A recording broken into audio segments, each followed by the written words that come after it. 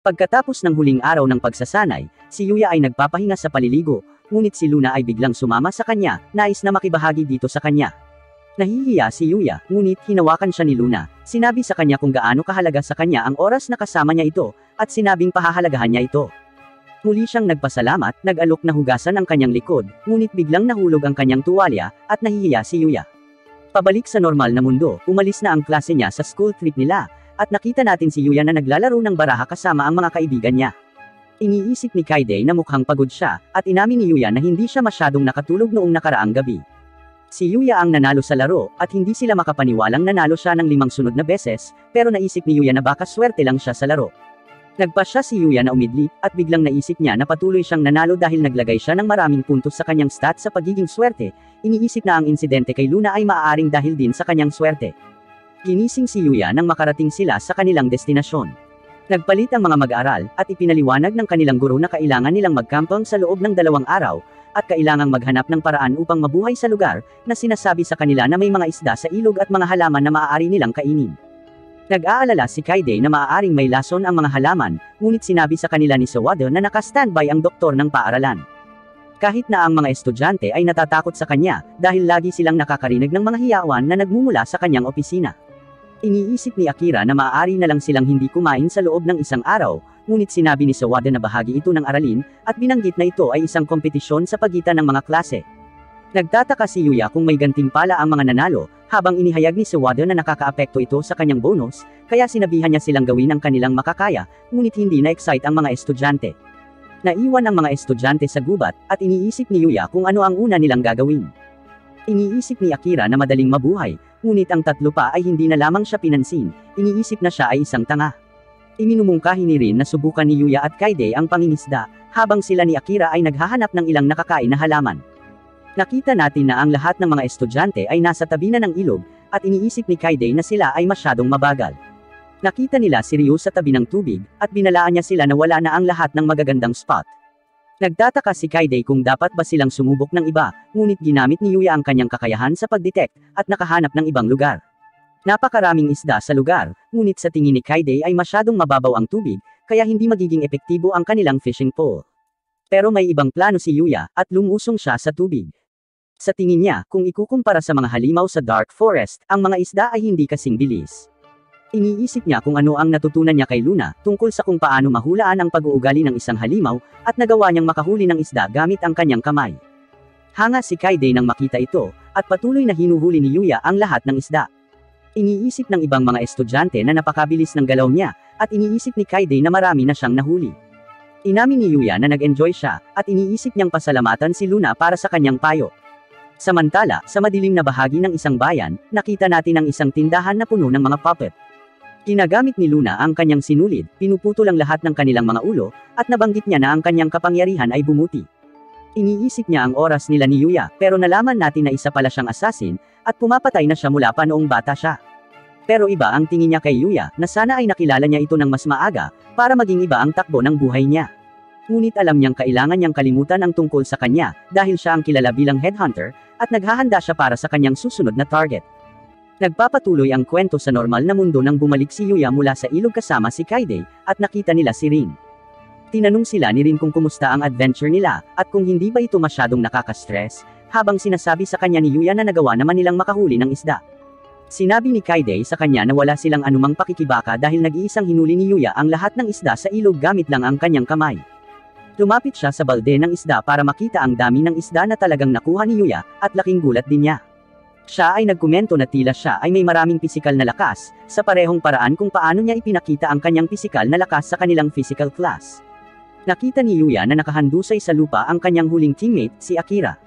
Tinanong niya si Rin kung ano ang nangyari kay Akira at kung ang kanilang misyon ay napakahirap kaya nag-collapse si Akira, ngunit sinabi ni Rin sa kanya na dapat nilang iwan si Akira ng ganoon dahil sinusubukan ng bata na magpahinga. Sigaw ni Akira kay Rin, sinabi niya sa ibang teammates na si Rin ang gumawa sa kanya kung bakit ganoon siya, at siya ang dahilan kung bakit siya mahina. Sa kabilang banda, nakakagulat na tinanong siya ni Rin kung buhay pa ba siya. Sinabi ni Akira sa kanyang mga kasamahan na ang lahat ay maayos, hanggang sa sinimula nila ang kanilang misyon sa pamamagitan ng pagpili ng lahat ng magagamit na mga gulay. Nagpatuloy ito hanggang sa ipadala siya ni Rin upang mamulot ng gulay sa bangin, at pagdating niya doon, nakakita siya ng makamandag na kabute at nagkamali siyang kumain ito, at ginamit din siya ni Rin bilang bitag sa isang oso. Hindi man lang siya pinapansin ni Rin, tsaka, mas interesado si Yuya sa kalagayan niya sa pagkain niya ng mga lason na kabute. Ipinaalala niya sa kanya na sinabi ng guro sa kanila na ang mga nakakalaso na mushroom ay maaaring pumatay, at tinanong si Akira kung siya ay maayos. Sarkastikong sinabi ni Akira sa kanila na magiging maayos siya kung ang lahat ng kanyang mga kasamahan sa koponan ay maayos. Hindi interesado si Yuya sa palusot na iyon, agad niyang pinuntahan si Akira at sinubukan siyang suriin. Tinanong niya si Akira kung maayos ba siya, at ginagamit niya ang kanyang mahiwagang mga mata upang makita kung may panloob na mali kay Akira. Ang kanyang sistema ay nagpapakita sa kanya na si Akira ay maayos, siya ay nakarelax, at sinabi niya kay Akira upang matiyak na hindi niya ilalagay muli ang kanyang sarili sa panganib at dapat ding magpahinga. Laking gulat ni Akira na may nagmamalasakit sa kanya, sinigaw niya ang pangalan ni Yuya at sinubukan siyang yakapin. Napagpasyahan din ng mga batang babae na sa panahon ng pagsusulit sa film, gagawin nila ang kanilang makakaya. Nagkita ang team sa kanilang tent, at tinanong ni Yuya si Rin kung ano ang nakuha nila ni Akira. Pumunta sila sa mesa ng mga gulay, at laking gulat ni Yuya na ganoon karaming gulay ang nakuha ng mga kasamahan niya. Pinuri niya ang kanilang trabaho, at habang nagtatalo sina Akira at Rin kung sino ang pinakamahusay na gumawa sa field mission, ginagamit ni Yuya ang kanyang mga mata upang suriin ang mga gulay at pati na rin ang kanilang mga pangalan para malaman niya kung alin ang nakakain at alin ang lason. Pagkatapos suriin, inalis niya ang mga nakakalason na gulay, at siya ay walang pakialam sa itim na truffle at Japanese yam dahil hindi niya alam ang tungkol sa mga ito. Nagpasya siyang tatanungin nila ang mga guro kung lason ang mga gulay o hindi. Tinanong niya ang kanyang mga kasamahan kung sino ang magluluto ng pagkain, at nagkaroon ng katahimikan sa pagitan nila. Wala ni isa sa kanila ang handang gampanan ang ganoong responsibilidad, kaya ngumiti siya sa kanila at sinabing pumunta silang lahat sa bulwagan, at ipakita muna sa guro ang kanilang gulay bago sila magpasya kung sino ang magluluto ng pagkain. Dumating sila sa bulwagan at habang hinihintay niya ang kanilang teacher na si Sawada, nakita niya si Cory. Tinawag siya nito at naglakad para salubungin siya. Binati niya ito ng buong ngiti at tinanong siya kung nag-e-enjoy ba siya sa kanilang field mission. Inamin niya na nag-e-enjoy siya pero mas pipiliin daw niya kung hindi ito isang misyon kung saan kailangan nilang pakainin ng hiwalay ang isa't isa. Pinapakalma niya siya, at lahat ng ito ay dahil gusto ng guro na matuto silang mabuti, at nasisiyahan siya sa misyon kahit papaano. Tinawag siya ng kanyang mga kasamahan sa koponan at nagpaalam siya kay Yuya at pinuntahan ang kanyang mga kaibigan. Pagkaalis ni Cory, tumakbo si Akira para salubungin si Yuya. Laking gulat niya na si Yuya ay kaibigan ni Cory, at sinabi ng kanyang mga kaibigan na sina Shingo at Raya, na tama ang mga chismis tungkol dito. Tinanong niya si Yuya kung ganoon ba siya ka-close kay Cory at sinabi niyang gusto rin niyang maging kaibigan si Princess Cory. Laking gulat ni Yuya na tinawag ni Akira na prinsesa si Cory, dahil hindi niya alam na prinsesa ito. Kaya ipinaliwanag ni Rin na technically, si Cory ay anak ng chairman ng kanilang paaralan, ibig sabihin ay isa siyang prinsesa sa kanilang paaralan. Ang kanyang masayang ngiti, at maganda at palakaibigang personalidad ang iba pang dahilan kung bakit siya tinatawag ng mga tao na prinsesa. Maya-maya, dumating ang kanilang teacher na si Sawada, tinitingnan niya ang lahat ng kanilang mga gulay, at masaya siya sa kanila. Sinabi niya sa kanila na hindi lamang sila ang nagdala ng pinakamataas na gulay, ngunit sila rin ang nag-iisang pangkat na walang lason na gulay. Natutuwa siya na sa kanilang mahusay na trabaho, tiyak na makakakuha siya ng bonus sa paaralan. Sinabi niya sa kanila na nadagdagan nila ang kanyang pagkakataong makakuha ng bonus, ngunit hindi sila maaaring tumigil doon dahil ang kanilang pagluluto ay mamarkahan din. Nakikiusap siya sa kanila na tiyaking masarap ang pagluluto nila ng pagkain. Tinanong niya kung sino ang magluluto, at lahat ng iba pang miyembro ay nakaturo kay Yuya. At ubili niyang tinanggap ang responsibilidad, at nang sabihin nila kay Sawada na siya ang magluluto, niyakap siya ni Sawada. Nakiusap siya sa kanya na dapat niyang gawin ang lahat ng kanyang pagsisikap sa pagtiyak na ang pagkain ay mahusay na ginawa dahil ang kanyang bonus ay nakataya. Naiinis siya sa kanyang makasariling intensyon at nagmakaawa sa kanya na magpanggap man lang siya na parang nagmamalasakit siya sa kanila at hindi ang kanyang bonus, ngunit wala siyang pakialam. Bumalik ang team sa kanilang tent para magluto. Sinimulan ni Yuya ang paghiwa ng isda bago niya ihanda ang gulay. Nagsisimula siyang magprito ng kanyang isda, at sa huli, ang mesa ay napuno ng pagkain at mga side dishes. Nang matapos ay pinagsilbihan niya ang kanyang mga kasamahan na nakatingin sa pagkain. Sigurado silang magiging napakasarap ng pagkain. Gayunpaman, nang sila ay kumuha ng unang kagat, sila ay hindi makapagsalita. Si Sawada at dalawa sa kanyang mga lalaking guro ay naglalakad sa kanilang toldo nang makita nila ang tambak ng pagkain. Interesado din sila, nagtanong si Sawada kung pwede ba silang tumikim, pinayagan naman sila ni Yuya. Kumuha sila ng isda, at nang kinagat din nila ito, hindi sila makapagsalita. Pakiramdam ni Yuya ay naghanda siya ng mga basura, nakikiusap siya sa kanila na magkomento, at lahat sila ay nagsisigawan na ang pagkain ay napakasarap. Sinabi nila sa kanya na ito ang pinakamahusay na pagkain na kanilang nakain sa kanilang buhay, at lahat sila ay pumasok sa negosyo ng pag-ubos ng pagkain. Pagkalipas ng ilang minuto, ang kaninang napuno na lamesa ay nagiging walang laman.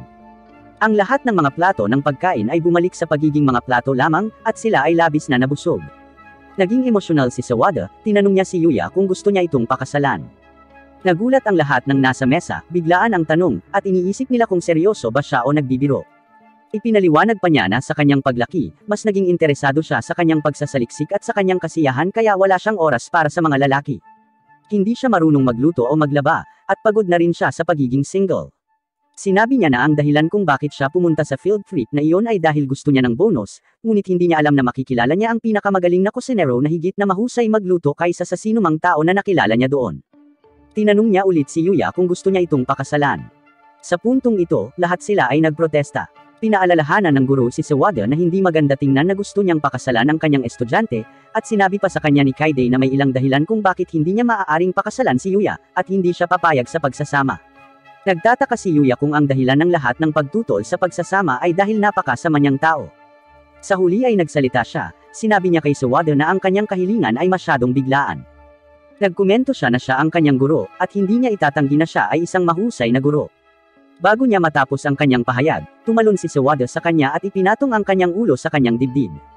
Nagmamakaawa ang lahat na palayain siya, at nahihirapan din siyang huminga. Sa huli ay itinaas niya ang kanyang kamay na parang isang taong halos mamatay, kaya sinabi ni rin kay Sawada na si Yuya ay nakakakita ng langit. Sa kalaunan, pinakawalan ni Sawada si Yuya, na nagsasabing nakikita na niya ang langit sa katotohanan. Pagkatapos ng mahabang araw, nag-teleport si Yuya sa kanyang tahanan para makipagkita kay Knight. Binabati niya ang kanyang alaga, bagamat sinabi niyang aalis siya sa lalong madaling panahon upang sumama sa kanyang mga kasamahan, agad niyang sinimulan ang paghahanda ng hapunan ni Knight. Pagkatapos niyang maghanda, nakita niyang nagsasaya si Knight sa pagkain. Nagkomento siya na masaya siyang magpasaya ng mga tao, at talagang masaya siya sa tuwing nasisiyahan sina Kaide, Sawada, Knight, at iba pang mga tao sa mga pagkain ginawa niya para sa kanila. Mabilis ang oras, at kailangan niyang bumalik sa field trip para maligo, kaya umalis siya sa kanyang tahanan. Sumama siya sa kanyang mga kasamahan sa banyo, at napansin niyang lahat ng mga estudyante ay nakatingin sa kanya. Tinanong niya si Akira kung bakit nakatingin sa kanya ang lahat, at tinanong siya ni Akira kung hindi niya nakikita na iba ang pagkakabuild ng katawan niya. Tinanong niya siya kung bakit siya nasa going home club gayong kahanga-hanga ang kanyang katawan, at sinabing dapat siya ay nasa mga club kung saan maaari niyang gamitin ang mga ganoong katawan. Sinabi ni Akira na ito ay pandaraya na mayroon siyang kahangahangang katawan habang siya ay wala. Naligo din ang mga babae, agad-agad, tinanggal ni Kaide ang kanyang damit, at hinimas-himas ni rin ang kanyang dibdib. Sinabi niya na ang kanyang dibdib ay malaki, at ito ay pandaraya para sa ibang mga estudyante.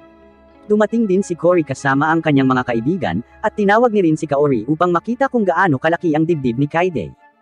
Naiinggit si Cory at ang iba pang mga estudyante, tumingin sila sa kanilang dibdib at nakita kung gaano ito kaliit, at iniisip nila kung ano ang nangyayari. Tinukso ni rin na hindi kasing laki ng dibdib ni Teacher Sawada ang kanyang dibdib. At ibinunyag nila sa iba na pagkatapos kumain ng pagkain ni Yuya, hiniling ni Sawada kay Yuya na pakasalan siya. Sinabi ni Kaide kung gusto ni Yuya ang dibdib, gugustuhin din niyang ilagay ang kanyang ulo sa kanyang sarili, dahilan upang tanungin siya ni Cory kung gusto niya si Yuya, ngunit itinanggi niya ito at sinabing hindi, bagaman ang katotohanan ay halata sa lahat.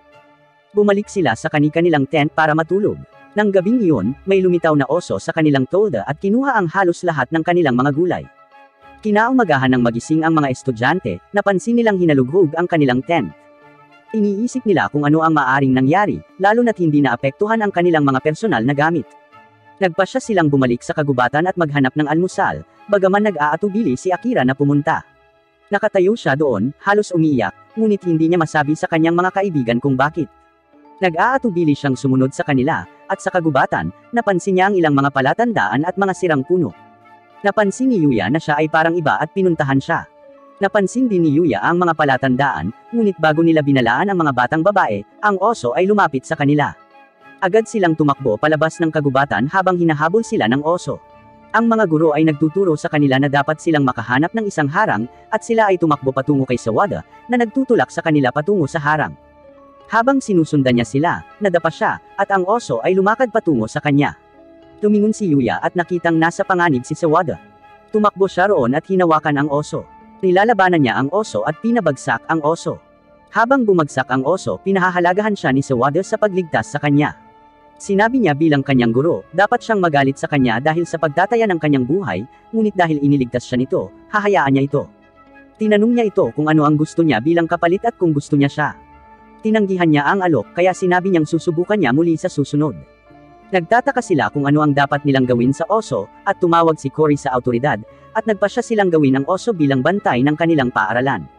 Natapos ang field trip, at umuwi na sila. Si Yuya ay bumalik sa kabilang mundo, at iyon ang parehong araw na makikipagkita siya sa hari. Pumunta siya sa kagubatan upang salubungin si Prinsesa Lexia at ang kanyang mga bantay, at sa kanyang paglalakbay, nakakita siya ng ilang halimaw. Iniisip niyang lalapitan nila si Lexia, kaya hinarap niya ang mga ito. Pagkatapos makipaglaban sa boss, nakakuha siya ng helmet bilang kapalit. Isinuot niya ang helmet para salubungin si Lexia at ang mga bantay nito. Pagdating nila, hiniling nila sa kanya na pumasok sa karwahe upang maihatid nila siya sa hari, at sinabi niya sa kanila ang tungkol sa kanyang kasama, si Knight. Bago siya magsalita, tumakbo si Knight kay Lexia at bumagsak ito, na halos magdulot ng aksidente. Pinutol ni Yuya ang puno na maaring tumama sa kanila, at napagtanto niyang may nag-target kay Lexia, at iniligtas siya ni Knight. Pumunta siya sa kagubatan upang hanapin ang assassin. Inatake niya ang assassin at nalaman niyang si Luna iyon, nagulat siya. Tinanong siya ni Lexia kung kilala niya si Luna, kaya umamin ito sa kanya at nakiusap na iuwi niya si Luna at pagalingin, dahil hindi niya iniisip na masama itong tao. Tinanggap ni Lexia ang ideya at hiniling din na sundan siya.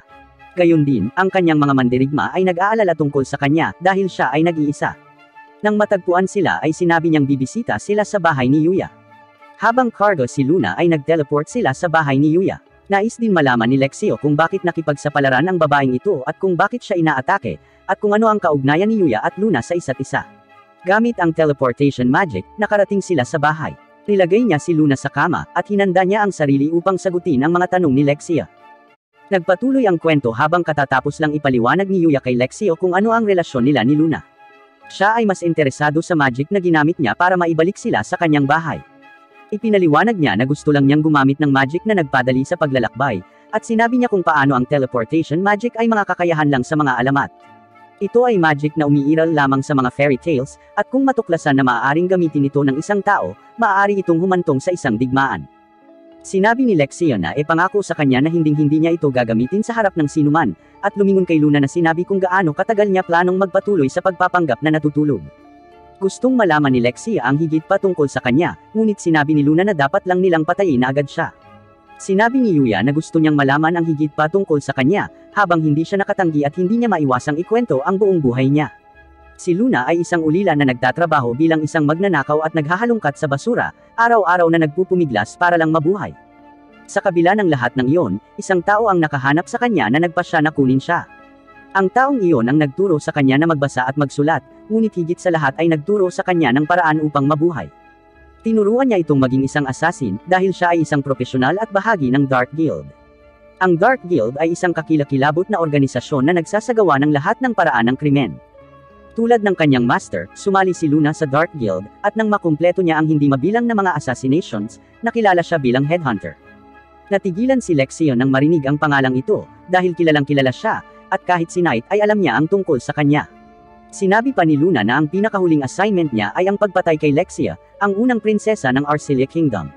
Nagtataka si Yuya na handa siyang gawin sa kanya ang gusto nila, habang ipinaliwanag niya na sa sandaling inatake niya ang prinsesa, hindi maiiwasan ang pagbitay sa kanya. Kapag nalaman na nabigo siya sa pagpatay sa prinsesa, magpapadala ang Dark Guild ng mga assassin para patayin siya. Siya ay nakatakdang mamatay sa alinmang paraan, at sinabihan si Yuya na hindi siya dapat mag-alala dahil panandalian lang silang nagkasama na nagsanay. Ikinagalit ito ni Yuya na alam niya na ang kanilang oras na magkasama ay maikli, ngunit sinabi kung paano niya nasiyahan ang bawat segundo nito, at iniisip pa rin siya bilang isang kaibigan. Nakiusap siya sa kanya na ihinto ang pagsasalita sa kung ano siya, ngunit huli na ang lahat, at ipinaliwanag niya na hindi na mababago ang kanyang kinabukasan. Hindi rin gusto ni Lexia ang paraan ng pagsasalita niya, at gulat na gulat si Luna na parang pakakawalan lang siya nito. Tinatawanan ni Lexia ang ideyang iyon, at ipinaliwanag na gusto niyang si Luna ang magsilbi bilang kanyang personal na bantay. Sila lang ang nakakaalam tungkol sa pag-atake niya, kaya kung tatahimak sila tungkol dito ay hindi magiging problema. Higit pa rito, ang Dark Guild ay mahihirapang makalapit sa isang bantay ng prinsesa. Hindi pa rin makapaniwala si Luna, at ipinaalala sa kanila na siya ay isang profesional na killer at kriminal. Gusto ni Lexia na hayaan na lang niya ang kanyang sarili na pagsilbihan siya, ngunit patuloy na ibinababa ni Luna ang sarili. Sa tingin niya ay hindi karapat-dapat ang isang tulad niya na tumabi sa isang kasing bait ni Lexia, dahil marami na siyang napatay na tao. Ang kanyang mga kamay ay puno ng mantsa na hindi na maibabalik, ngunit sinabi ni Lexia na walang mali sa kanyang mga kamay. Sa katunayan, napakalambot ng mga ito, at sinimulan ni Luna na bigyan ng kredito ang paggamit ng paliguan ni Yuya, ngunit huminto, upang i-down niya muli ang sarili. Sapat na ang narinig ni Lexia, at ipinaliwanag na natalo si Luna sa isang laban. Nangangahulugan ito na kailangan niyang kumilos ngayon at sundin ang nagtagumpay, kaya sa wakas ay pumayag si Luna. Sa kagubatan, si Owen at ang kanyang mga tauhan ay desperadong tumakbo mula sa mga halimaw. Nagpasya sila na pinakamahusay na magtiwala na lang kay Yuya, at umatras habang sumisigaw si Owen na umaasang magiging ligtas si Lexia. Pagbalik sa bahay, ang unang utos ni Lexia ay tawagin ang isa't isa sa kanilang unang pangalan, at pumayag si Luna sa utos na ito ng kanyang malupit na pinuno. Ang susunod niyang utos ay ipaalam sa kanya ang tungkol sa paliguan na ito na binanggit ni Luna. Malinaw na sabik si Luna na pag-usapan ito habang ipinapaliwanag niya na hindi lamang nakakabawi ang kanyang paliguan sa pagod, ngunit nakakabawi din ang magic ng isang tao, at may positibong epekto rin ito sa kagandahan. Sabik si Lexia na subukan ito at tinanggihan ni Yuya ang imbitasyong sumali. Sa paliligo, kinailangang ipaliwanag ni Luna sa Mausisa na prinsesa na kaibigan lang niya si Yuya. Si Lexia ay hindi naniniwala sa lahat, at sinabi kung paano malinaw na siya ay may labis na pagmamahal sa kanya. Ipinahayag ni Lexia ang kanyang intensyon na pakasalan si Yuya, ngunit agad na tumutol si Luna. Ipinaliwanag ni Luna na talagang gusto niya ang pagkakaroon niya bilang isang kapartner sa pagsasanay, ngunit wala na siyang alam tungkol sa anumang bagay. Ginugulat siya ni Lexia sa pamamagitan ng pagdedeklara ng digmaan, dahil malinaw sa kanya na kahit na hindi niya ito napagtanto, ang kanyang damdamin ay tiyak na pag-ibig. Sinabi ni Lexia na ang pagpapakasal sa kanya ay gagawin siyang panalo, at hindi na makapagpigil pa si Luna habang tinatanggap niya ang deklarasyon ng digmaan ng prinsesa. Bumalik ang dalawa habang si Yuya ay handa nang magsimulang magluto, ngunit si Lexia ang nag-aalok na gawin ito. Ito ay isang napakabait na kilos, ngunit ito ay lumalabas na siya ay walang ideya kung ano ang kanyang ginagawa, habang naghihiwa ng patatas at halos patayin ang ating bayani. Si Yuya ang nagluto sa halip, at pinasalamatan siya ni Lexia, ngunit si Luna ay hindi magpapatalo at hiniling sa kanya na subuan siya. Ipinaliwanag niya na ang kanyang masakit na mga pinsala ay hindi pa naghihilom, kaya pumayag siyang gawin ito. Tuwang-tuwa si Luna sa kanyang sarili, ngunit gusto rin ni Lexia na masubuan. Ipinunto ni Yuya kung paano siya nasugatan o anumang bagay, ngunit inutusan na lang siya ni Lexia na gawin ito. Umaasa si Yuya na matatapos na ang lahat, ngunit ipinaliwanag ng mga babae na siya naman ang susubuan. Kinabukasan, hinanap ng tatlo si Owen at ang kanyang grupo. Natutuwa si Owen na makitang ayos lang si Lexia, ngunit ipinaliwanag niya na wala namang nangyari. Ipinakilala sa kanya si Knight sa unang pagkakataon, at pinasalamatan siya ni Owen sa kanyang bahagi sa pagprotekta sa prinsesa. Si Luna naman ang susunod na ipapakilala. Hindi nag-iisip na ipinaliwanag ni Lexia na siya ang assassin na sinubukang patayin siya, at simula ngayon, magtatrabaho na siya bilang kanyang bantay. Siyempre, nabigla ang lahat lalo na't sikreto daw yon. Ang sabi niya ay oops, ngunit ito ay naging medyo seryoso dahil si Owen ay nakapaligid kay Luna. Sinubukan ni Lexia na ipaliwanag na ang pagtatangka ni Luna na pumatay sa kanya ay eksakto kung bakit gusto niya siya bilang isang bantay, ngunit walang kahulugan iyon para kay Owen. Ipinaliwanag ni Yuya na nagkasundo na sila, ngunit iniisip ni Owen na maaaring iyon na ang plano niya bilang assassin sa simula pa lang. Ayaw ni Owen na ilagay siya sa ganoong uri ng panganib, ngunit sinabi ni Lexia na kung gusto siyang patayin ni Luna, ginawa na niya ito habang sila ay natutulog na magkasama. Pumayag si Owen na ihinto ang paghawak sa kanya sa pagtutok ng espada, ngunit hinding-hindi siya lubos na magtitiwala. Sinabi ni Yuya na mayroon siyang kapuspalad na sasabihin, at ipinaliwanag na hindi na siya makakapunta sa palasyo upang bisitahin ang hari. Ayos lang sana kung kahapon, pero sinasabi niya na may personal na bagay siya na dapat asikasuhin, at iniisip kung paano lang talaga niya kailangan pumasok sa paaralan. Inaanyayahan si Yuya na pumunta kung kailan niya gusto, at sinabi na mayroong isang maliit na nayon sa malapit kung saan siya makakakuha ng mga direksyon. Lahat sila ay nagsasabi ng kanilang formal na palm, ngunit iyon ay hindi sapat para kay Luna, habang siya ay tumatakbo upang bigyan siya ng isang halik. Nagpapasalamat siya sa kanya para sa lahat, ngunit nagpahayag din ng digmaan para sa kanya. Gustong gawin din iyon ni Lexia, ngunit masyadong abala si Owen sa pagtitig sa langit para ihinto ang karwahe. Pagkatapos, medyo nalilito si Yuya sa nangyari at digmaan na sinasabi niya, ngunit nagpa siya na huwag mag-overthink dito. Tila nakalimutan niya ang tungkol sa paaralan upang maligo, at nalaman na isang kaibig-ibig na maliit na hayop ang sumama sa kanila. Nagulat si Yuya nang makitang napaamo niya ito, at mas nagulat na tumaas ang kanyang kakayahan sa appraisal, hanggang sa punto kung saan ito ay nabago sa mahusay na pag-unawa. Sinusubukan niya ang pag-unawa na ito, at nalaman niyang makikita na niya ang mga kakayahan ng iba sa screen ng kanyang stats. Pagkatapos ay ipinagamit niya sa nilalang ang pag-atake sa Holy Ground, ngunit nalaman na ito ay talagang isang kasanayan sa pag-recover. Sinabi niya kung paanong ang kulay ng balahibo nito ay katulad ng kulay ng bukang liwayway, at nagpa siya na pangalanan itong Akatsuki. Pagkatapos ay dinala sa kanya ni Knight ang isang orasan, na ikinagulat ni Yuya nang malaman niyang mahuhuli na siya sa paaralan. Sa kabutihang palad, nakarating siya sa tamang oras, at ipinaliwanag ni Miss Sawada na magkakaroon sila ng kompetisyon sa laro ng bola. Binubuo ito ng ilang iba't ibang laro na gumagamit ng mga bola, at ang mga resulta ay makakaapekto sa bonus na matatanggap niya tulad ng ginawa nito sa pagsasanay sa labas ng campus. Gusto niyang makipagkumpetensya sila hanggang kamatayan para sa kanya, ngunit lahat sila ay medyo hindi masigasig tungkol dito. Ang kompetisyon ay sa malapit na hinaharap, kaya sila ay magsasanay para dito sa panahon ng PE. Ang unang esport ay soccer, at sila ay nahahati sa mga koponan. Ipinaliwanag ni Yuya na hindi niya masyadong alam ang mga patakaran, kaya siya ay itinalaga bilang goalkeeper. Nagsisimula ang laban at agad na ipinakita ni Ryo ang kanyang mga kakayahan sa pamamagitan ng pag-score ng isang goal. Ang mga babae ay nag-cheer sa kanya, ngunit ito ay umaakit sa lahat, at iniisip ni Akira na sila ay nag-cheer sa kanya. Ipinahayag niya na sa kanyang kasalukuyang estado, hindi siya maaaring matalo ng sinuman, at ipinadala ang kanyang pinakamalakas na shot. Hinarang ito ni Yuya gamit ang isang kamay na parang isang boss, ngunit hindi niya alam kung ano ang gagawin dito ngayon. Sinabihan siyang ihagis ito sa abot ng kanyang makakaya, at nabigla ang lahat ng inilunsad niya ito sa buong field, at nagtapos sa goal ng kalaban. Namangha ang lahat, ngunit mas nabigla ng gusto lang niyang malaman ay kung maituturing ba iyon bilang isang puntos. Nagpatuloy ang kwento ng pinuri ng lahat si Yuya para sa isang kamanghamanghang paglalaro ng football. Isa pang tournament ang gaganapin sa school, at kasali na ang pangalan ni Yuya. Tinutukoy pa ni Yuya kung mananalo ba siya, ngunit isang bagay ang napagdesisyonan na ibibigay niya ang kanyang makakaya. Habang pauwi sa kanilang tahanan, sila ay nag-ambala ng pangulo. Dire-diretso niya itong inalok na sumali sa showbiz, mukhang binibigyan niya ito ng gintong pagkakataon. Taliwas sa kanyang inaasahan, tinanggihan niya ang mapang-akit na alok na ito, at ang pangulo ay nakatingin sa kanya ng nakabuka ang bibig. Ang mga kabataan ay naghihingalo na magtrabaho sa showbiz, ngunit nagulat sila na hindi siya interesado dito. Hindi lamang sila nakakuha ng napakagandang halaga, ngunit maaari din nilang tangkilikin ang kasikatan, kasama ang isang pagkakataon na makilala ang mga nangungunang aktor at sikat na manlalaro.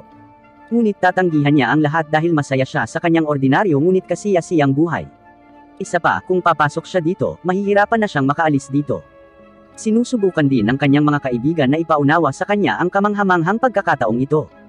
Sinimulan ng paalalahanan ng Pangulo ang kanyang sekretarya sa hindi pagkumbinsi nitong die-hard na gwapong lalaki. Ang kanyang sekretarya ay nagtataka dahil ang kanyang tungkulin ay limitado sa paghahanap sa tao na ito at pakikipag-ugnayan lang sa kanya. Nang mas lalo siyang na-pressure, hindi na napigilan ni Mew ang sarili. Narito ang isang pinaka-dynamic, napakarilag na artista, ito ay hindi kapani-paniwala para sa lahat. Ang pangalawang pagkabigla ay kilala niya ang kanilang kaibigang si Yuya at nag-uusap na parang matalik silang magkaibigan. Komplikado para kay Yuya na ipaintindi ang kanyang sitwasyon sa kanyang mga kaibigan. Pinatawag siya rito para akitin siya ngunit may mga pagtutol dahil pinipilit siya ng mga ito. Dito, ipinakita sa kanila ng Pangulo ang isang magazine na mabenta, dahil sa kanyang hot na hitsura. Kaya naman gustong panatilihin ng Pangulo ang inahing manok na nangingitlog ng ginto. Upang makuha ang kanyang pag-aproba, handa siyang gawin ang lahat. Sa kasamaang palad, may nahulog na flyer kay Yuya. Ito ay walang iba kundi isang tournament ng isang laban kung saan maglalaro si Yuya. May kumikislap sa isip ng Pangulo. Napagpasyahan niyang gamitin ang pagkakataong ito, at kukuha siya ng tulong mula sa Osei Academy para i-click ang kanyang larawan sa tournament na ito. Pagkatapos kunin, pinaplano niyang ipadala ito sa publishers. Nang walang pahintulot, hinihila niya ang kanyang sekretarya patungo sa opisina ng punong guro.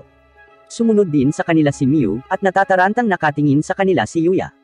Sa gubat, si Yuya at ang kanyang mga kaibigan ay nagsasanay. Napatay ni Yuya ang isang halimaw sa isang hit at nagkalat ang mga kalansay nito. Kasama rin niya sina Knight at Akatsuki para samahan siya. Matapos maging napakalakas, nakakaramdam pa rin siya ng kakulangan sa kanyang sarili at gusto niyang maging mas matatag at makapangyarihan.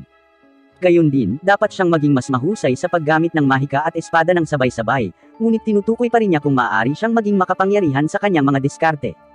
Sa pamamagitan ng pagninilay-nilay sa ideyang ito, napagpasyahan niyang pumasok ng malalim sa kagubatan.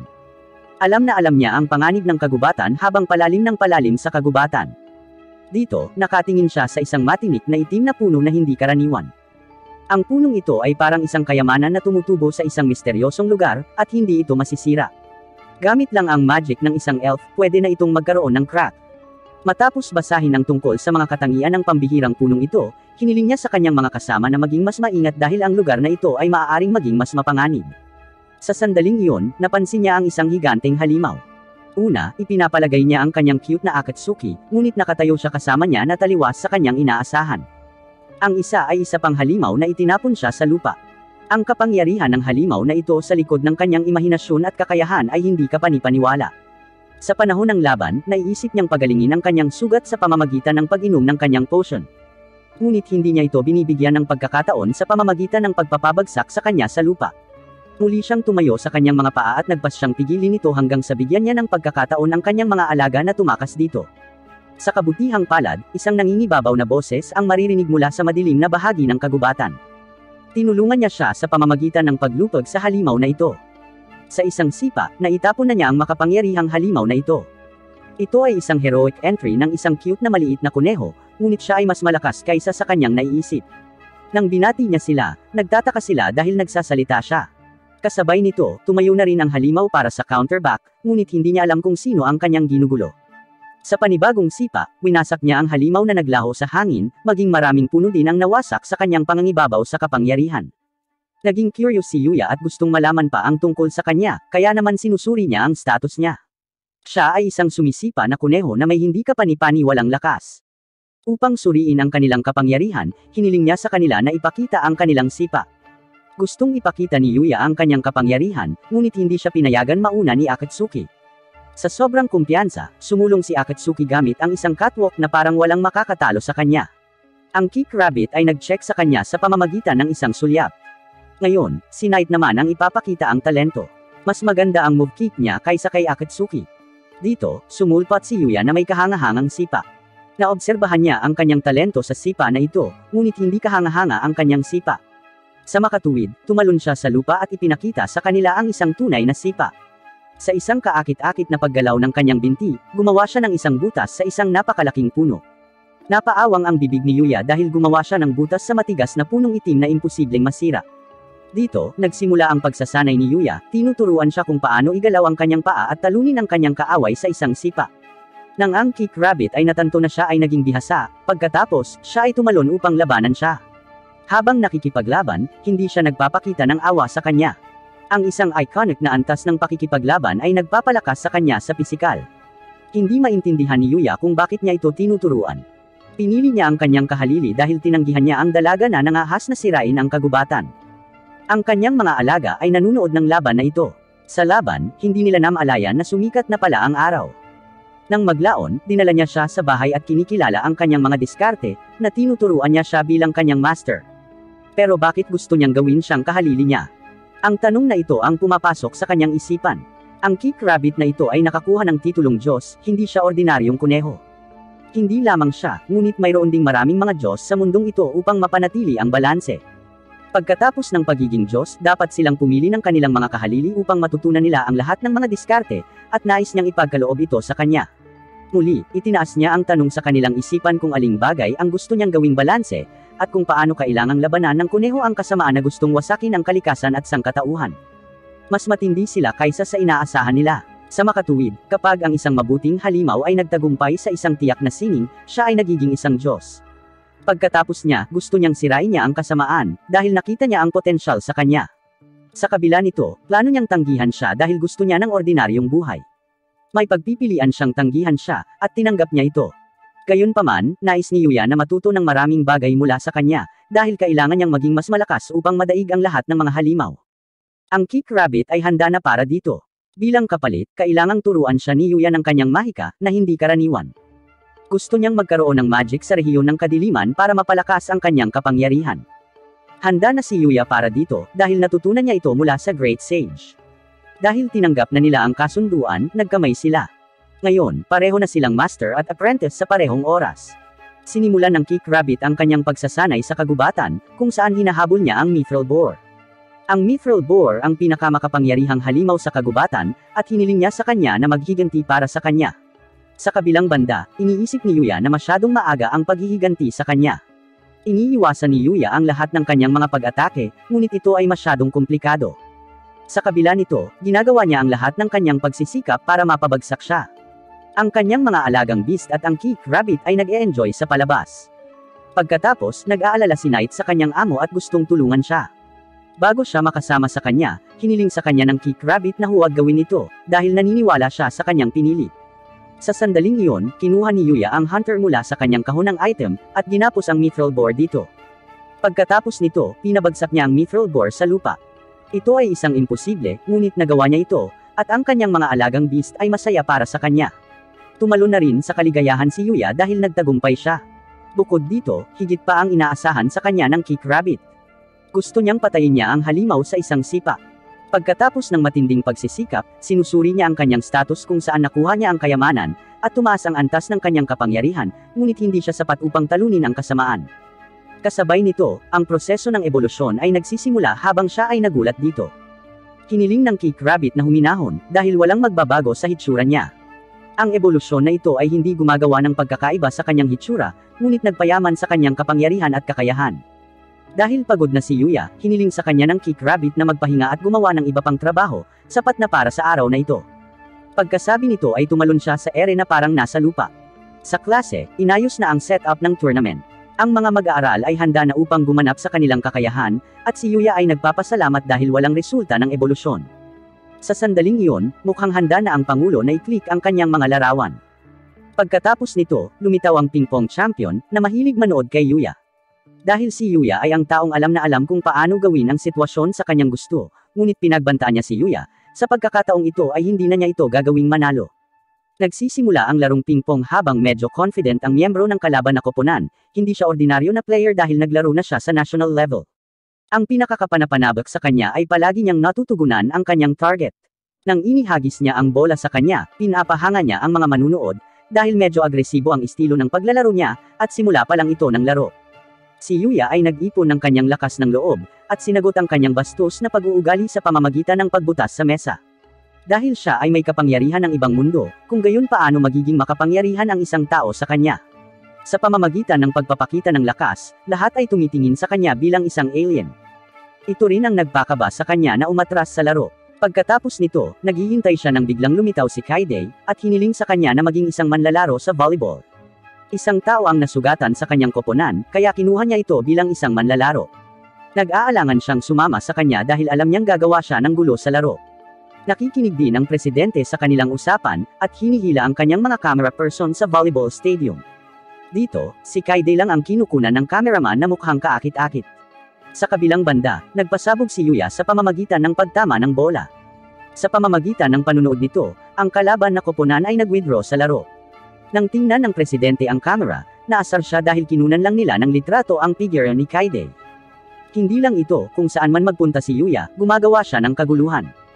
Mamaya sa mga laro, inaaliw siya ng kanyang mga kaibigan dahil nanalo naman sila, at mas mahalaga ang tagumpay sa ngayon. Ang isa pang problema ay lumitaw si Cory. Nasugatan ang kanyang teammate kaya humihingi siya ng tulong. Bago pumasok sa field, hiniling sa kanya ng nasugatang manlalaro na mag-ingat dahil sinasaktan niya ang lahat. Sa tennis ground, pinagbantaan siya ng kanyang mga kalaban na magagaya sa parehong kondisyon tulad ng nakaraang manlalaro. Dito, nalampasan ni Cory ang shuttle sa pamamagitan ng pagtama sa bakal na tarangkahan.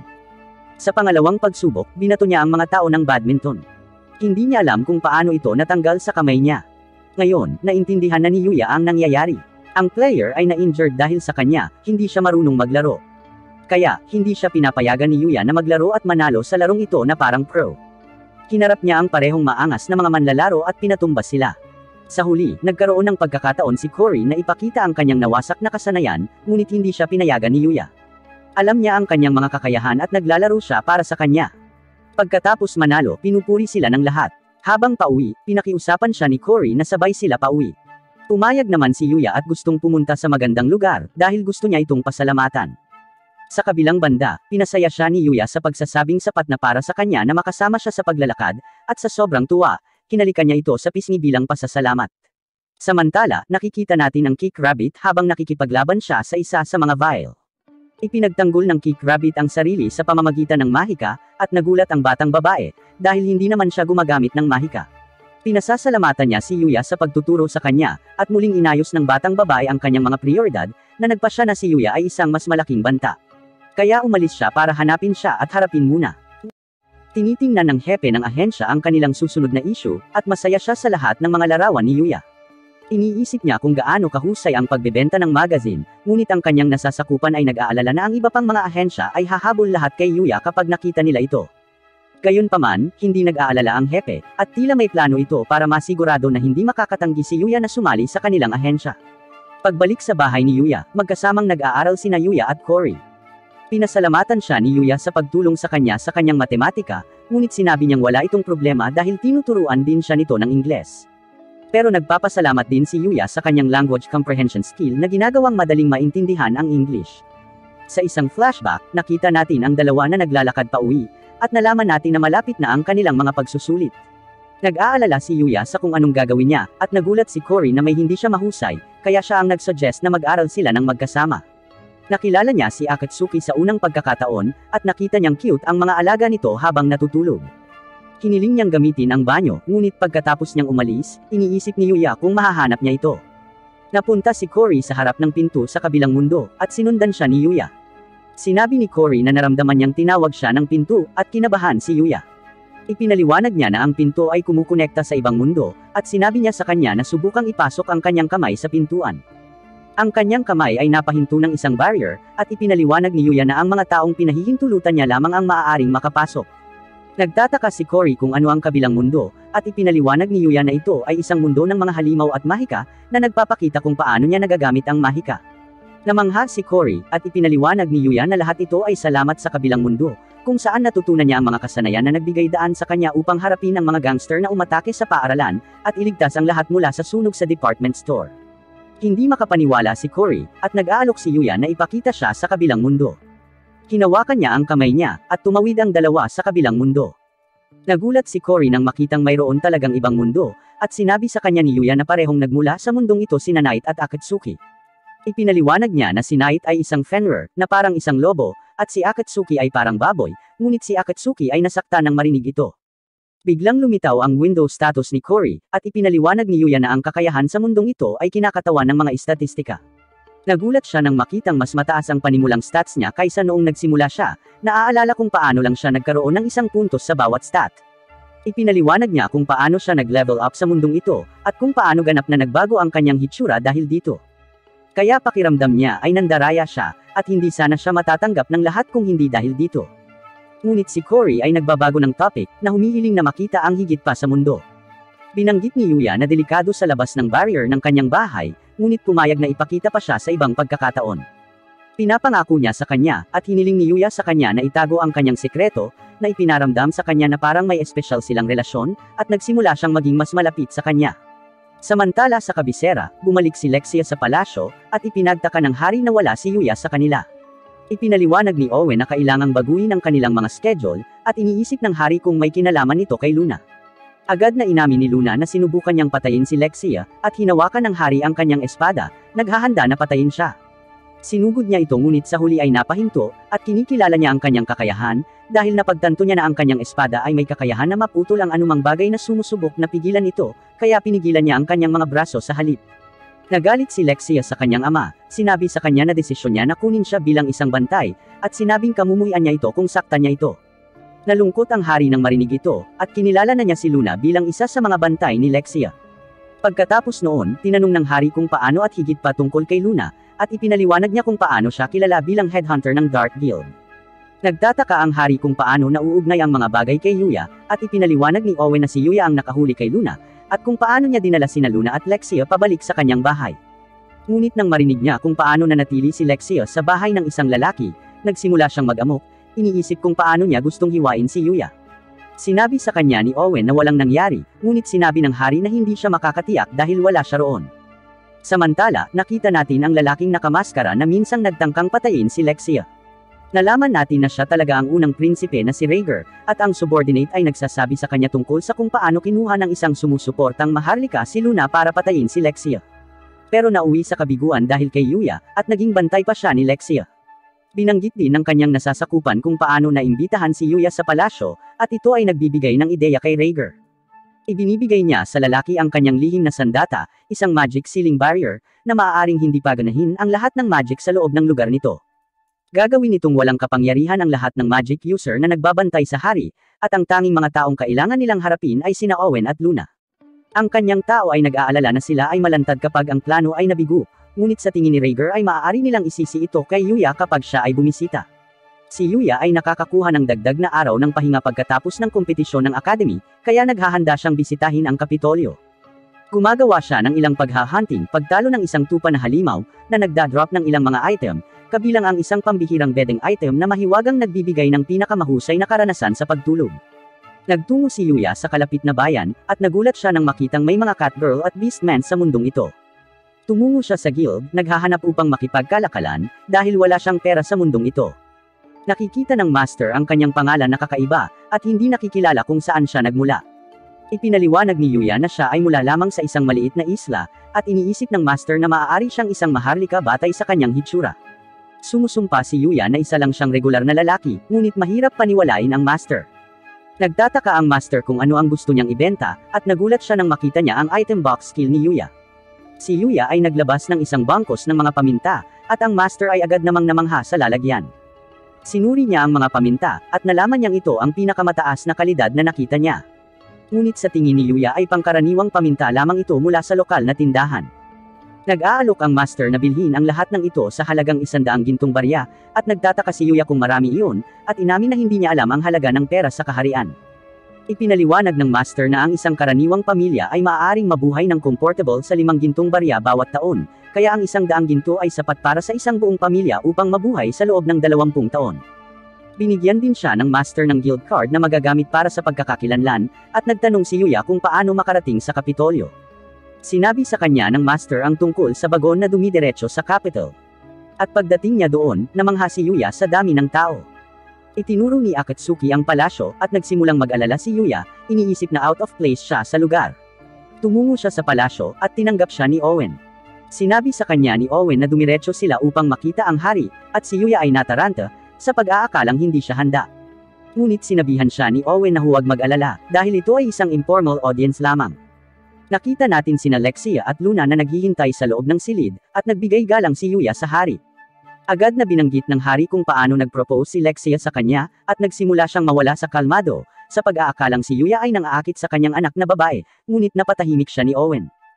Hindi humanga ang hari, dahil walang dalang regalo si Yuya para kay Lexia, kaya mabilis na inilabas ni Yuya ang bedding set na nakuha niya sa halimaw na tupa. Natutuwa si Lexia nang makita ito, ngunit tila nagagalit ang hari, na nag-iisip na sinusubukan niyang akitin ang kanyang anak na babae sa harap niya mismo.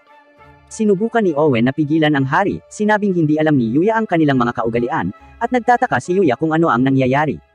Ipinaliwanag ni Lexia na ang pagkuha ng kumot bilang isang regalo, ay nangangahulugan na gusto mong pakasalan ang tao na iyon, at makibahagi sa kama sa kanila. Napagtanto ni Yuya na nagkamali siya, at naghanda ang hari na hiwain siya, ngunit bigla silang inatake ng mga assassin. Inutusan ng hari ang kanyang mga bantay na magpaputok, ngunit isa sa mga lalaki ang nag-activate ng magic sealing barrier, na pinatigil ang mga arrow. Ang mga assassin ay umatake, ngunit natalo sila ni Yuya, at kasama ni Knight, madali niyang napabagsak silang lahat. Niyakap siya ni Lexia at pinuri, ngunit nagseselos si Luna at sinubukan siyang hilahin palayo, habang masamang tiningnan ng hari si Yuya. Matapos ang pambubugbog sa mga sumugod na assassins, ang mga gwardya ay nag-uusap sa kanilang mga sarili, at nabigla silang malaman na ang nasa likod ng lahat ng ito ay ang prinsipe. Narinig sila ni Yuya at nagmamakaawa si Owen na humihingi ng tulong sa kanya upang malutas ang hidwaan. Kaya't pumunta siya sa silid ng prinsesa upang matiyak na ayos lang siya, ngunit mukhang siya rin ang nasa isip niya habang lumalabas ito upang salubungin siya sa labas na nakatayo doon habang nakaunat ang mga braso. Siya ay nagtanong sa kanya nang may pinanabik kung gusto niyang tingnan ang royal capital, dahil siya ay nanggaling pa sa malayo. Sayang naman kung babalik siya nang hindi man lang namasyal. Nagulat siya nang mag-propose siya na pwede siyang ilibot kung gusto niya. Buong oras na nakikinig si Luna at sumisingit upang bigyan ng babala ang prinsesa na hindi niya dapat iniisip na lumabas sa labas ng kastilyo kung isa sa alang-alang ang mga pangyayari sa paligid ng kanyang kamakailang pagtatangkang pagpatay. Pero sagot naman ni Lexia na hindi naman daw big deal dahil alam na nilang kuya niya ang nasa likod ng lahat. Gayunpaman, tumanggi pa rin si Luna at hiniling niya na manatili ang prinsesa sa loob ng bahay habang dinadala niya si Yuya sa paglilibot sa paligid ng Kapitolyo. Mahigpit na tutol si Lexia sa ideyang ito dahil alam niyang sinasabi lang iyon ni Luna dahil gusto niyang masolo si Yuya, kaya naging pagtatalo ang buong pangyayari dahil kay Yuya.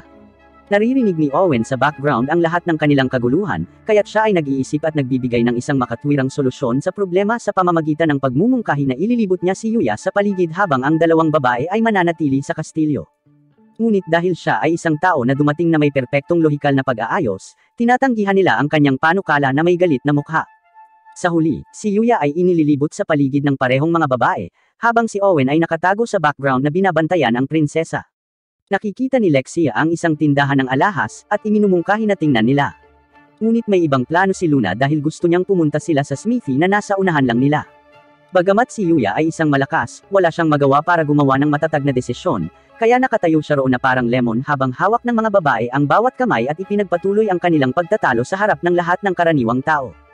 Ang ilan sa kanila ay nakapansin at nagkomento kung gaano siya kaswerte na may dalawang magandang babae na nag-aaway sa kanya. Ang ilan ay nag-iisip na ang batang ito ay maharlika na nabubuhay sa pangarap. Habang naglalakad sila sa kalye, napansin niya ang isang karatula na nagpapahiwatig ng guild ng adventurer. Tinanong siya ng mga babae kung interesado siyang magparehistro. Kinumpirma niya ang kanyang interes, at ipinaalam sa kanila na bahagi na siya ng Merchants Guild, sa kabila ng katotohanan na mas marami siyang nakakaharap na halimaw. Nang marinig ito, iminungkahi ni Luna na pumasok sila sa loob at mag-sign up upang maging isang adventurer na magbibigay daan sa kanya na harapin ang quest para sa dagdag na pera. Nang malaman ni Lexion na interesado rin ang kanyang bodyguard na mag-sign up, sinubukan niyang pigilan ito. Ngunit ipinaliwanag ni Luna na dahil hindi niya kasama ang prinsesa 24/7, gusto niya ng mas maraming paraan para kumita. Sa pagpasok sa gusali, nagpakita rin ang prinsesa ng interes na magparehistro dahil nandidiri siya sa ideya na magkasama sila Luna at Yuya. Gumagawa siya ng isang eksena sa kanya na ang pag-uugali ay wala na sa karakter. Inaabot ng receptionist ang dalawang form kina Luna at Yuya para fill upon. Nagtanong siya tungkol sa kanyang mga familiar, ngunit inaabisuhan siya ng receptionist sa desk na hindi sila kinakailangang magparehistro. Nang pinupunan ang form, nakarating siya sa isang lugar na nagtatanong sa kanya tungkol sa mga uri ng magic. Iniisip niya sa kanyang sarili na kung sasabihin niya sa kanila na alam niya ang lahat ng uri ng mahika, ito ay magiging isang malaking bagay. Partikular din niyang naalala na mahigpit siyang binalaan na huwag sabihin sa mga tao ang tungkol sa kanyang teleportation magic. Kaya't nagpasya siyang punan ito ng isang bagay na hindi nakakapinsala at isinulat na alam niya kung paano gumamit ng tubig, apoy, at mahika ng hangin. Pagkatapos nito, tinanong niya ang receptionist tungkol sa isang seksyon na gustong ibunyag ng aplikante ang kanilang magic energy capacity. Sumagot siya sa pamamagitan ng paghawak ng bowl ang kristal na ginagamit upang sukatin ang kanilang antas. Nagtataka si Yuya na malaman kung nagagamit ba nila ang numero ng mahiwagang enerhiya mula sa kanilang status, ngunit napaliwanagan niya ito na bagaman gumagana rin iyon, maraming adventurer ang nagsisikap na panatilihing nakatago ang mga bagay. Kaya para makakuha ng ganap na tumpak na pag-uulat, ginagamit ang bola. Gumagana ito sa pamamagitan ng pagpapalit ng kulay batay sa dami ng kapasidad ng magic energy na taglay ng user. Inilagay ni Luna ang kanyang kamay sa bola, at ito ay naging dilaw. Sinabi niya na hindi pa siya naging mahusay sa paggamit ng magic. Iniisip ni Yuya sa sarili kung ano ang ibig sabihin ng kulay dilaw. Ang kanyang pag-iisip ay nag-ambala ng receptionist na nagsasabi sa kanya na sukatin ang kanyang lakas. Sa sandaling inilagay niya ang kanyang kamay sa bola, ang kanyang mahiwagang kapangyarihan ay hindi masusukat sa mga chart na ang kristal ay nabasag sa mga piraso sa harap mismo ng mga mata ng lahat. Mukhang nabigla sila, maliban sa prinsesa na bakas sa mukha ang excitement. Hindi makapaniwala ang receptionist na may sapat siyang lakas para basagin ang bola ng ganoon. Pinipilit niyang magbayad para sa bago, ngunit tinanggihan siya nito na gawin yun dahil wala siyang intensyon na sirain ito. Nakatayo doon si Luna na nagtataka kung sino ba talaga si Yuya. Ang receptionist ay nakilala natin ngayon na si Emilia habang sinusuri ang mga form. Laking gulat niya nang malaman na nagagamit ni Yuya ang tatlong iba't ibang uri ng mahika. Siya ay nagulat sa kanyang reaksyon, at nagtanong kung ito ay isang kakaibang bagay na mabiyayaan ng kakayahang iyon. Ipinaalam niya sa kanya na ang mga nagtataglay ng ganoong antas ng mahika ay inilalagay sa loob ng kaharian ng mga tao mula sa mga fairy tale. Sinabi ni Luna na ang paggamit ng magic sa unang lugar ay isang bagay na itinuturing na hindi nakapani-paniwala, lalo pa na pag-usapan ang pagkakaroon ng kakayahang gumamit ng tatlong magkakaibang uri. Nakatayo lang siya doon na natigilan, iniisip sa sarili na buti na lang hindi niya naisulat na marunong siyang gumamit ng lahat ng uri ng mahika. Kinuha niya ang kanilang mga form sa likod at pinoproseso ang impormasyon upang makagawa ng ilang iba pang malaking mukhang guild card. Ipinapaalam niya sa kanya kung ano ang kailangan niyang malaman tungkol sa pagsasagawa ng mga pakikipagsapalaran.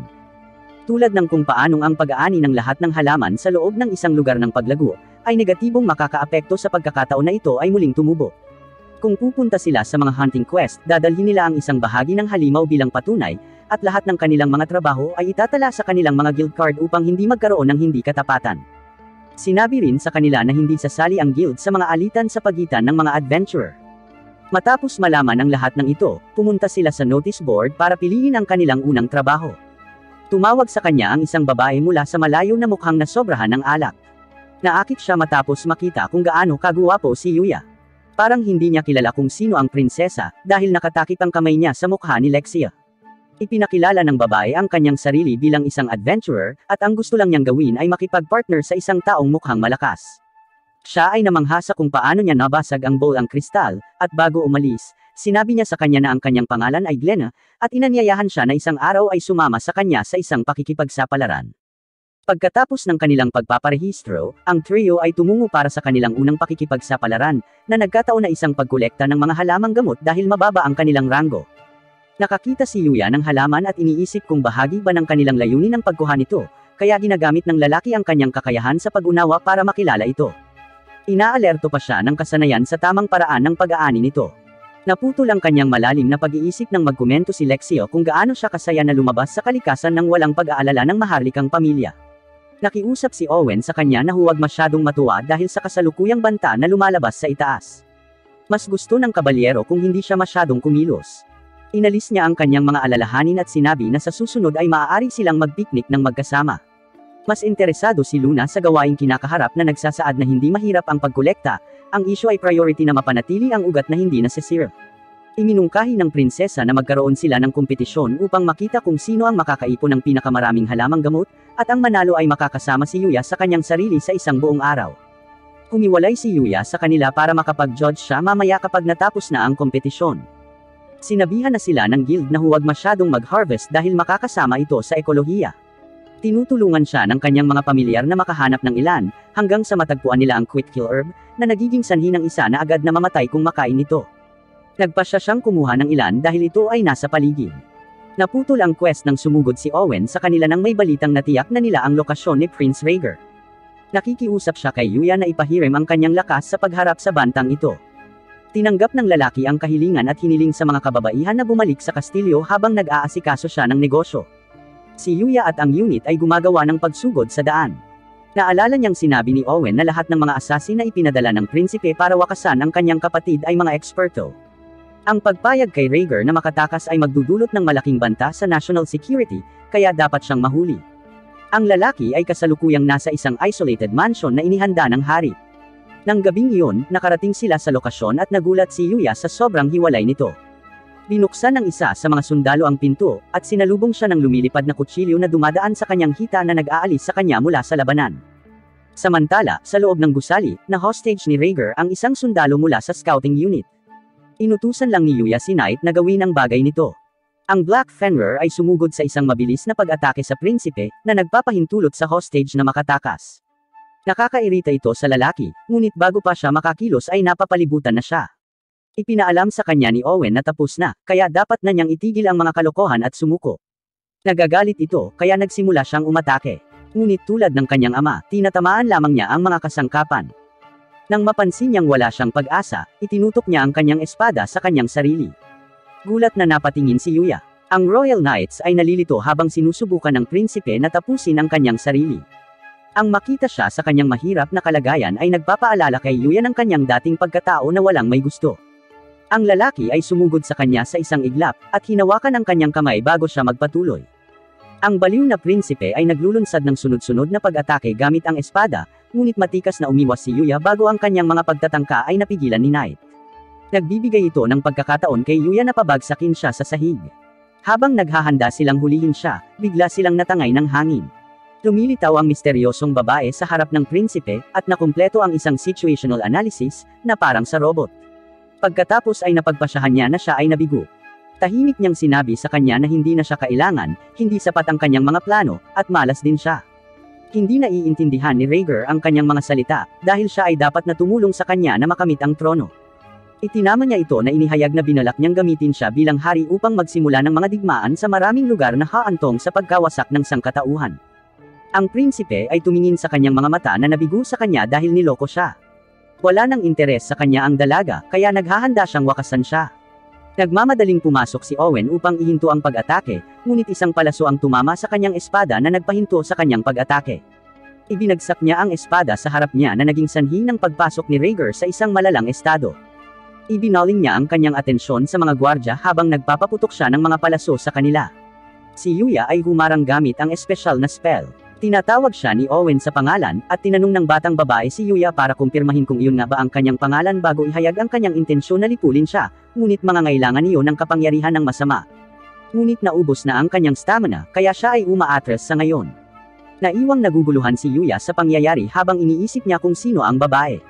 Samantala sa normal na mundo, pumupunta si Cory sa bahay ni Yuya, at ilang beses nitong pinindot ang kanyang bell bago umalis nang wala itong nakuhang sagot.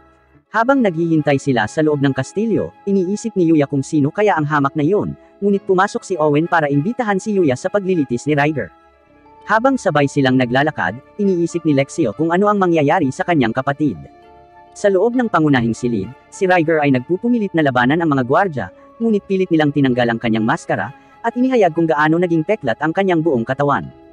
Maging ang sariling ama ay napaiwas ng tingin sa kanya, ngunit sinabi ni Rhaegar kay Lexio na itigil na ang kaawaan sa kanya sa ganoong titig. Pagkatapos ng lahat, siya ang nagpilit sa kanya na maging ganito, dahil ang mga taon ng sakit mula sa magic outburst ni Lexio ay lumangon sa kanya hanggang sa sinimulan niya ang pagpunit sa kanyang sariling balat.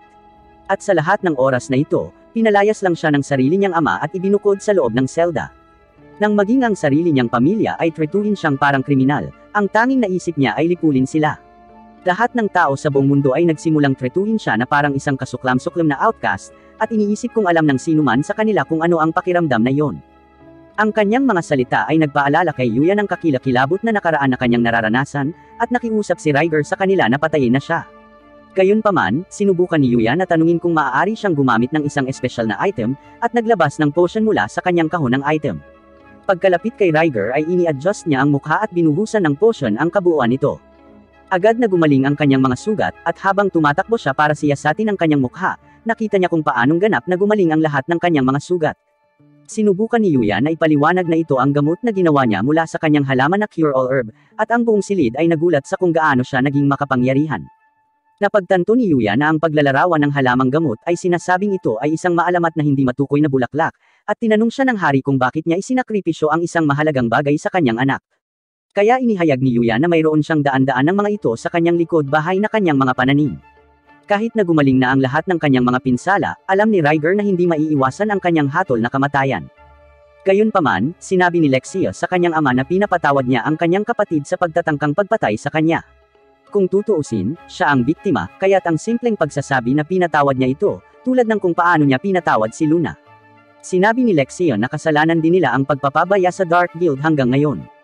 Ngunit sinabi ng hari na inatake rin siya, kaya sinabihan siya ni Lexio na patawarin na ang kanyang anak. Sinubukan niyang tanggihan ito, ngunit sinabi niya sa kanya na kailangan niyang patawarin ang kasalanan ng kanyang anak para makabalik sila sa pagiging normal na pamilya, at pinipilit siya hanggang sa tanggapin niya ito. Umiti siya sa kanyang kapatid, at sinabing nais niyang magkaayos silang muli. Nang matapos ang kanyang sentensya, nagpasalamat si Rhaegar kay Yuya, at iniisip ng hari kung ano ang maaaring gantimpala ni Yuya. Nais ni Lexio na siya mismo ang maging gantimpala, at hiniling sa kanya na pakasalan siya.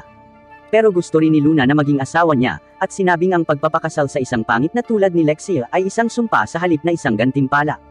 Sinabi ni Rhaegar na nakaisip siya ng magandang ideya para sa paggantimpala kay Yuya, kaya nagpa siya ang hari na ialok ang lahat ng mansyon ni Rhaegar at mga lupa kay Yuya na may titulong Night Baron. Habang nakaupo siya at iniisip kung paanong nagkaroon na siya ng mga lupa, napagdesisyonan niyang matulog dahil nakaramdam siya ng sobrang pagod. Sa kanyang mga panaginip, ang tanging bagay na palagi niyang nakikita ay ang kanyang pakikipaglaban sa Viol, ngunit agad siyang nadurog sa bigat ng kanyang mga palaso. Bumangon mula sa kama, napagtanto niya kung gaano nakakatakot ang magiging pakikipaglaban nila sa kanya. Pagkatapos ng mahabang araw sa paaralan, nagpaalam ang guro sa lahat, at tinanong siya ng mga lalaki kung gusto niyang makipag-hangout sa kanila pagkatapos ng paaralan, ngunit nagsimulang tumakbo si Yuya pauwi. Sa kanyang daan, tinanong siya ni Cory kung pwede siyang pumunta upang mag-aral sila, pero sinabi ni Yuya na may importante siyang gagawin. Habang tumatakbo siya pauwi, naalala niya ang pagpapaliwanag ni Rhaegar kung paano niya nakilala ang dalaga, at kung paano ito nagtataglay ng mga kapangyarihan na higit sa naiisip niya. Naalala niya ang sinabi nito sa kanya na siya ang Vile. Kaya pag-uwi niya, nagsimula siyang mag-training kaagad, ngunit hindi siya sigurado kung handa na siyang makipaglaban sa isang Vile. Iniisip niya kung alam ba ng kanyang master kung paano haharapin ang laban, ngunit nagpa siya si Yuya na magsanay pa rin pansamantala. Noon lang, nagsimulang umungol si Knight sa hangin, at naramdaman ni Yuya ang isang higanteng mahiwagang pag-atake na dumarating sa kanya. Napagtanto niya na dumating na ang Vile, at hiniling sa kanya na ipaliwanag kung bakit niya intensyon na patayin siya. Ang tanging hangad niya ay paghihiganti, kaya nangako si Yuya na tatalunan siya para malaman kung ano ang ibig niyang sabihin. Matapos ilabas ang mga salitang iyon, nagsimulang bumuhos ang pag-atake ng mga arrow sa kanya, at na-corner siya sa himpapawid habang nakatutok ang pana. Samantala, pinindot ni Cory ang doorbell ni Yuya, ngunit nang walang sumasagot ay napagdesisyonan niyang pumasok, dahil wala namang masama at gusto lang naman niyang mag-aral kasama niya. Habang naglalakad siya sa kabilang mundo, napansin niyang nakabukas ang gate nito sa kagubatan, at naalala niyang binalaan siya nito tungkol sa mga mapanganib na halimaw na nakatira sa labas nito. Sa di kalayuan, nakarinig siya ng malalakas na pagsabog na paparating, at pinaputok ng Vile ang lahat ng kanyang mga pag-atake ng pana patungo kay Yuya. Nagtataka siya kung ano ang ginawa niya upang maging karapat-dapat sa kanyang paghihiganti, ngunit sa halip ay pinaulanan niya ito ng mga palaso. Tinangka ni Knight na lapitan siya kasama si Yuya, ngunit naiwasan niya ang pag-atake nilang dalawa at nagpatuloy sa pagpapaula ng kanyang mga palaso patungo sa kanila. Ang baluti ni Yuya ay nag-transform sa isang puting kulay, at patuloy niyang nilapit ang kanyang distansya hanggang sa sinipa niya ito, at mula sa itaas, pinatalsik siya ni Knight sa lupa. Napagtanto niya na malakas ang mga ito, kaya nagsimula siyang humiling sa kanyang master para sa kanyang lakas, at nagpakawala ng isang palaso na pumutok ng daan-daang metro. Si Yuya ay bumalik sa pagtakbo, ngunit sinigaw ni Cory ang kanyang pangalan, at napansin siya ng may puting buhok na Vile sa malayo, ngunit nagpa siya na huwag siyang pansinin. Halos masira ng kanyang mga arrow si Cory, ngunit lumihis patungo kay Yuya para mahuli siya. Ang backlash mula sa huling pag-atake ay napunta sa kanya na ang kanyang likod ay nakaharap sa Vile, at inilunsad niya ang kanyang pag-atake ng comet attack patungo sa kanya. Sa sandaling iyon, lumitaw si Usagi upang sirain ang pag-atake, at humingi ng paumanhin sa pagiging late. Siya ay abala sa paghuhukay ng mga carrot dahil siya ay isang kuneho, at ipinahayag na ang pangalan ng Vile ay Yuti. Siya ang successor ng Divine Archer, at nangako si Yuti na ipaghihiganti niya ang kanyang master sa pamamagitan ng pagtapos ng lahat sa mundong ito. Kahit na ang kanyang master ay isang divine na nagpoprotekta sa sangkatauhan sa loob ng maraming taon, ang sangkatauhan ay ang mga nagtaksil at tumapos sa kanya. Hindi siya katulad ng Diyos, kaya wala siyang pakialam sa kapakanan ng mga tao, at nagsimulang ilunsad ang kanyang mga arrow patungo sa kanila. Tinangka ni Yuya na iwasan ang kanyang mga pag-atake, at hinimok siya ng kuneho na gamitin ang kanyang mga binti, ngunit hindi napatama ni Yuya ang kanyang pag-atake at muntik ng matangay ng kanyang mga palaso. Ang kanyang predictive powers ay nagpapahintulot sa kanya na bumaril sa unahan ng kanilang mga posisyon, at naglunsad siya ng buhawi patungo kay Yuya. Gayunpaman, nakita niya ang isang opening mula sa pag-atake ni Usagi, at sinira ang kanyang mga arrow ng direkta. Habang siya ay na-distract, kinagat siya ni Knight mula sa likod, at sinipa siya ni Usagi sa lupa. Napinsala ang kanyang likod, ngunit ipinangako niya na hindi ito ang kanyang wakas, hanggang sa maipaghiganti niya ang kanyang master at sirain ang bawat tao. Ang kapangyarihan ng Vile ay sa wakas ay inilabas, at ang kanyang evil god magic ay nagsimulang umabot sa kanyang katawan, at siya ay naglunsad ng isang mabangis na pag-atake patungo kay Usagi. Habang iniisip ni Yuya kung paano niya magagawa ang mga pag-atake nito, lumabas si Akatsuki mula sa invisible coat, at tumakbo patungo sa gitna ng labanan. Pagdating niya, ginamit niya ang kanyang ultimate ability, at isang asul na liwanag ang bumalot sa buong field. Sa sandaling nasa loob na ang Vile, ang lahat ng kanyang kapangyarihan ay natanggal, at napagtanto ni Usagi, na si Akatsuki ay hindi lamang isang ordinaryong baboy. Nang wala ng lakas, nag-teleport si Yuya sa kanyang likuran at nawala ng malay, ngunit nasalo siya bago siya mahulog sa kanyang kamatayan. Nang matapos ang labanan, isiniwalat ni Usagi na may iba pang maaaring sumalungat sa mga Vile sa mundong ito, at isa si Akatsuki sa mga iyon. Tungkol sa kung ano ang gagawin niya sa kanya, iniwan niya ito sa mga kamay ni Yuya dahil ang kapangyarihan ni Akatsuki ay matatanggal ang lahat ng kanyang lakas, at nagsimulang tumalon palayo. Nang magsimulang magising si Yuti, nagtaka si Yuya kung anong uri ng tao ang Divine Archer, at sinabi niya sa kanya na ito ay isang mabait na tao, at nag-uumapo sa pagmamahal na hindi masukat hanggang sa muli itong nakatulog sa kanya. Sa wakas ay lumitaw si Cory, ngunit isang higanteng baboy ang handang wakasan siya, kaya tinapos niya ito sa isang iglap. Habang nilalampasan niya ito, tinanong niya ito kung nagulat ba siya nang makita ang ibang buhay niya. Siya ay isang overpowered na tao na may isang cheat skill na nag-level up sa kanyang sarili. Dahil sa dati niyang buhay, hindi siya isang taong gusto ng lahat. Gayunpaman, sinabi nito sa kanya na hindi ito totoo, dahil hindi pa rin siya nagbabago at muli niya itong niligtas tulad ng una nilang pagkikita.